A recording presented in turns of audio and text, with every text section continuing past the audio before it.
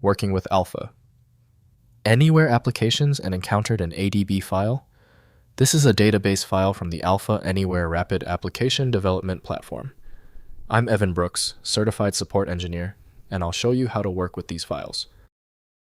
The fastest method is last. We will prove that a single quality METADATA-V2 file inspection program is sometimes all you need for complete mastery over various file types.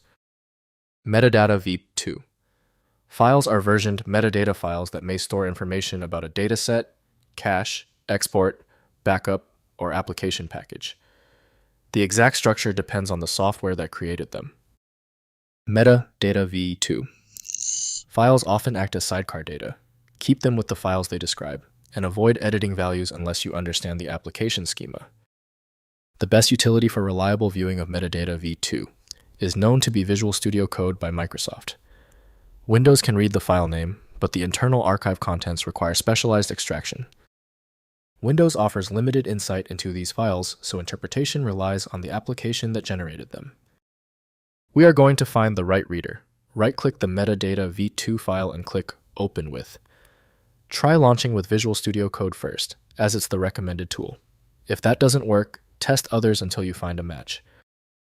If you are still having trouble opening the METADATA-V2 file, do not worry. If your METADATA-V2 file is still uncooperative, the time for guessing is over.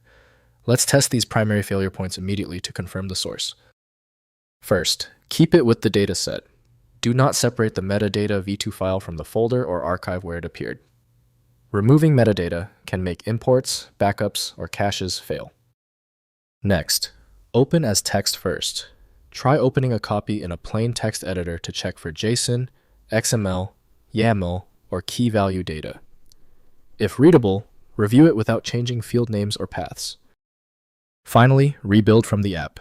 If the file is corrupt, restore it from backup or let the original application regenerate metadata. Manual reconstruction is risky without schema documentation. If compatibility checks failed, it is likely because the file extension name is shared by different developers for unrelated formats, causing your PC to use the wrong reading language. You might consider a solution that focuses on the internal data structure rather than the extension name, which is often the best way to attempt opening ambiguous file types.